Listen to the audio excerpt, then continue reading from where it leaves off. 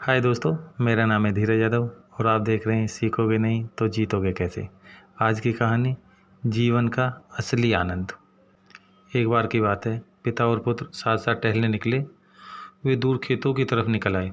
तभी पुत्र ने देखा कि रास्ते में पुराने हो चुके एक जोड़ी जूते पड़े हैं, जो संभवतः पास के खेत में काम कर रहे गरीब मजदूर के थे। पुत्र को मजाक सूझा। उसने पिता से कहा, क्यों ने आज की शाम को थोड़ी शरारत से यादगार बनाई। आखिर मस्ती ही तो आनंद का सही स्रोत है। पिता ने असमंजस से पूछा और अपने पुत्र की ओर देखा।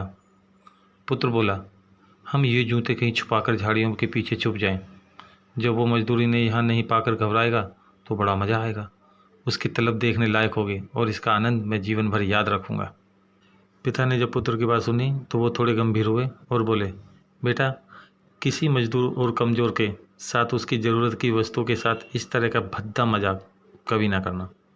जिन चीज़ों की तुम्हारी नज़रों में कोई कीमत नहीं, वो उस गरीब के लिए बेशकीमती है। तुम्हें ये शाम यादगार ही बनानी है तो आओ, आज हम इन जूतों में कुछ सिक्के डाल दें और छुप कर देखें कि इसका मजदूर पर क्या प्रभाव पड़ता है।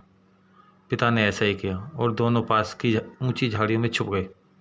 मजदूर जल्द ही अपना काम खत्म कर जूतों की जगह पर आ गया। उसने जैसे ही एक पैर जूते में डाला, उसे किसी कठोर चीज़ का आभास हुआ। उसने जल्दी से जूते में हाथ डाला और देखा कि अंदर कुछ सिक्के पड़े हैं। उसे बड़ा आश्चर्य हुआ और वो उन सिक्कों को हाथ में लेकर बड़े गौर से उन्हें देखने लगा। फिर वह इधर उधर देखने लगा कि इसका मददगार शख्स कौन है। दूर दूर तक कोई नज़र नहीं आया तो उसने सिक्के अपनी जेब में डाल लिए।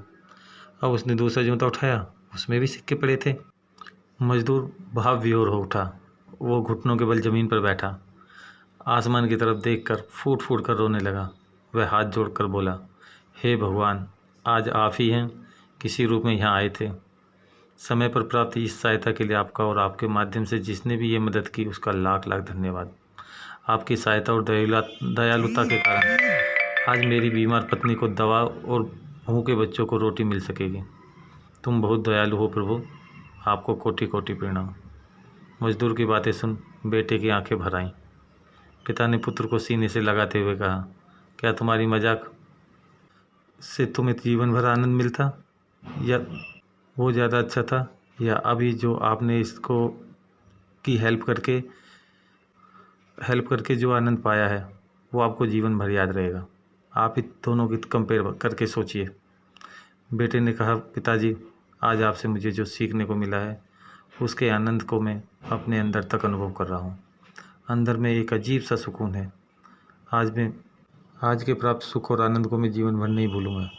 आज मैं इन शब्दों का मतलब समझ गया हूँ जिन्हें मैं पहले कभी नहीं समझ पाया था। आज तक मैं मज़ा और मस्ती मजाक को ही वास्तविक आनंद समझता था, पर आज मैं समझ गया कि लेने की अपेक्षा देना कहीं आनंददायी है। दूसरों की मदद करने से जो आनंद मिलता है वो किसी को दुख पहुंचाने से कभी नहीं मिलता। दोस्तों, आज की कहानी कैसी लगी कमेंट बॉक्स में ज़रूर बताएं। चैनल सब्सक्राइब नहीं किया तो सब्सक्राइब